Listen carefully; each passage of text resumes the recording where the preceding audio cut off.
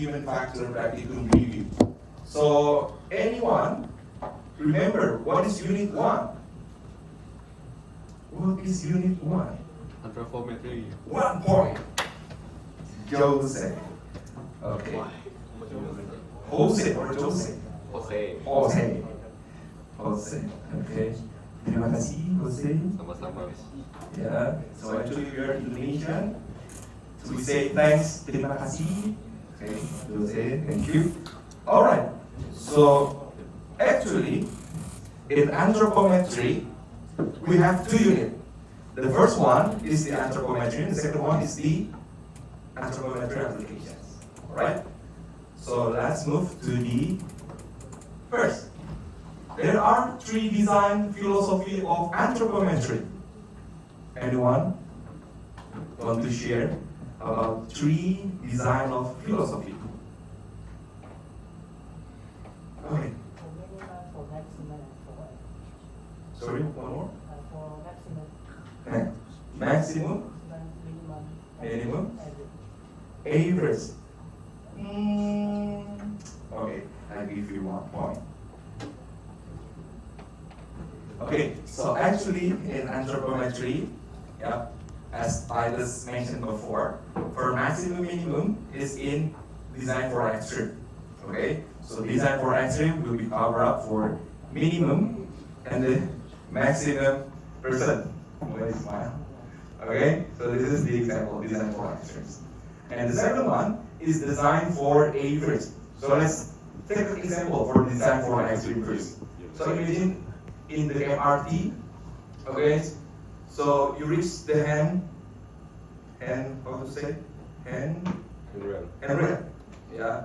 So for the small people, need to be easy to get the handrails. So we call it design for extremes. And the second one is design for average. It's like the table and your chairs and so on. It's based on the average. So they will be covered up for the maximum and the minimum people as well. And the third one is the fancy one.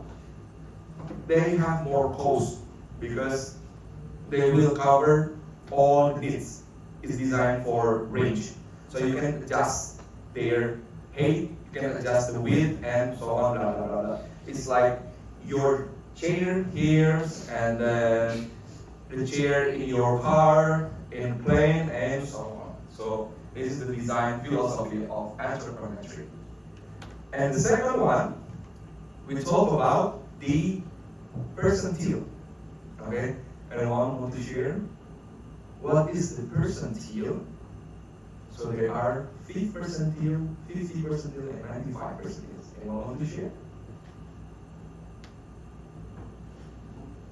No? 1 point? No? Alright. So this is the percentile. Okay? So 5 percentiles will be cover up the lower people. Okay? The smallest group. And for the 50th percentile is the average. Okay? The average of the populations. And the 95th percentiles is the higher people, the bigger people. Alright? So there are 3 percentile in anthropometry.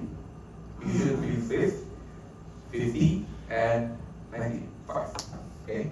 So this is the equations, the formula to calculate the anthropometric data. Okay?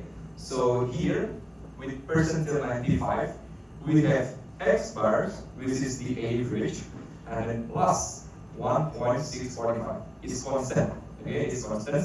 It's based on the z table.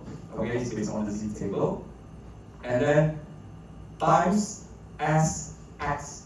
Okay, so these sx is the standard deviations. Okay, this is the standard deviations.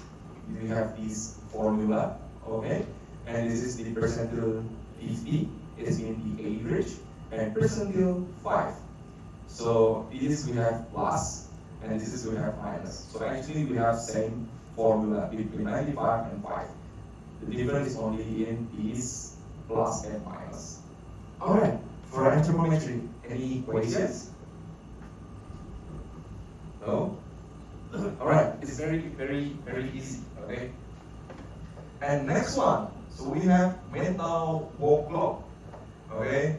If you remember, so you play the game, there are two games. The one is Boast, and the second one I forgot. Okay? So you need to compare between them with one method. Do you remember what is method for one of method to measure mental workload? Yeah, NASA TLX. Okay, 1 point. Yeah, NASA TLX.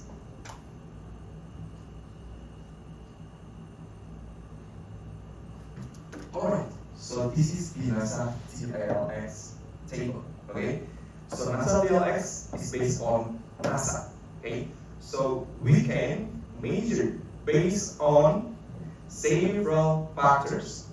Okay, first we need to do rating. So after you doing the job, and after that you do the rating. So this is the rating.